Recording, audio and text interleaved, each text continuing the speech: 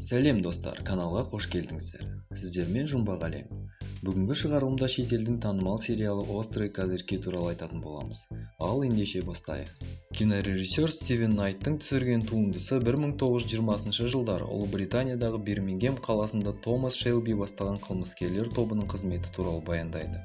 Түсірілім Ливерпульда, Мерсисайд округінде және Лондонда өтті. Сериалды өмірден алынған оқиғаларға сүйене отырып түсірілген деп айтса да, оқиғаның көп бөлігі мен кейіпкерлері ойдан шығарылған. Өткір қалпақтылар деп аталатын банданың шынайы өмірдегі оқиғасында драма аздау болды деуге болады.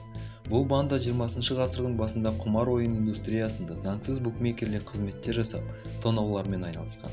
Банда мүшелері өз заманында танымалдылыққа ие болды. Олар арнайы тігілген курткалар, пальто, түймелі жилет, былғары етік және қалпақ киген. 1845 жылғы ашаршылыққа байланысты Англияға жаппай иммиграциядан кейін Бирмингемдегі ирландықтар үлесі күрт өсті.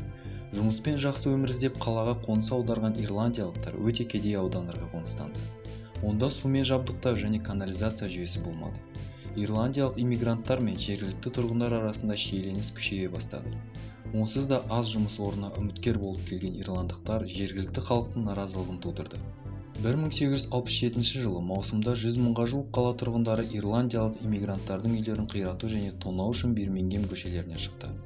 Полиция шабуылдаушылар жағына шықты. Бирмингемдегі Ирландия халқы үйлерін өз бетінше қорғауға мәжбүр болды.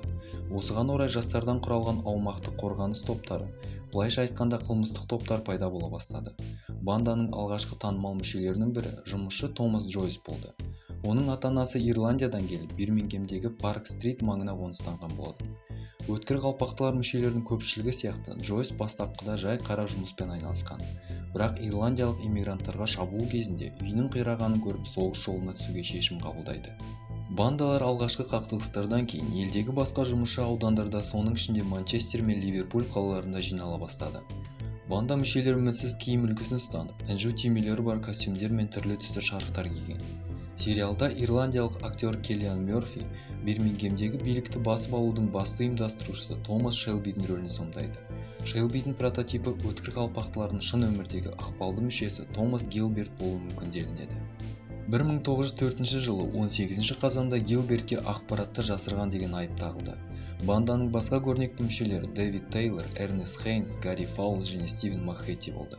Эрнест Бейлс велосипед ұрлаған үшін 2 айға бас бостандығынан айырылды. 24 жастағы Стивен Махетти дүкенді бұзу әрекеті кезінде ұсталады. Бұл қылмыс үшін ол 8 ай түрмеде отырып шықты. Гарри Фаулердің суреті полиция хаттамаларына жіберілген кезде ол небәрі 19 жаста ғана болған. Түнде бармен болып жұмыс істеп, ал күндізгі уақытта өткір қалпақтылар тобының мүшесі ретінде қарақшылық пен ұрлық жасады. Бостандыққа шыққаннан кейін банданың көптеген мүшелері Бірінші дүниежүзілік соғысқа қатысты. Генри Лайтвуд өткір қалпақ деген лақап атқа ие болған алғашқы адам.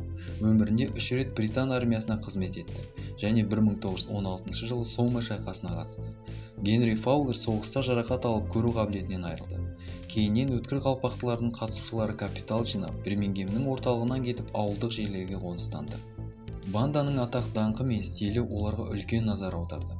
Олардың заңды ашық түрде бұзу қабілеті, жақсы қалыптасқан ішкі өзара әрекеттесуі, ерекше стилі және қарапайым тұрғындар арасындағы танымалдылығы бүгінгі күнге дейін назар аудартатын мәдени және тарихи құбылыс болып қала береді. Осымен бүгінгі шығарылымда соңына жетті. Мағлұмат қызықты болды деген ойдамын. Егер контент ұнап жатса, тіркеліп кетуді ұмытпаңыздар. Келесі кездескенше.